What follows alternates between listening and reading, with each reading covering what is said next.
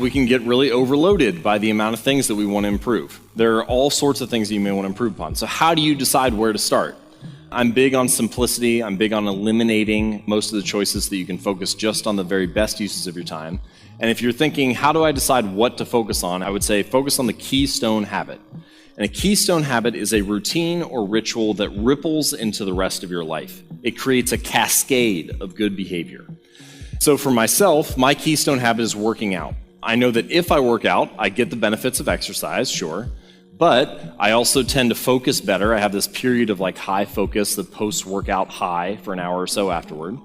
I sleep better that night because I am tired and exhausted and have worked myself physically, which means I wake up the next day with better energy, which means I focus better then. And I also tend to eat better just because I feel like, I worked out, so I don't want to waste it. So I actually eat worse when I don't work out and eat better when I do.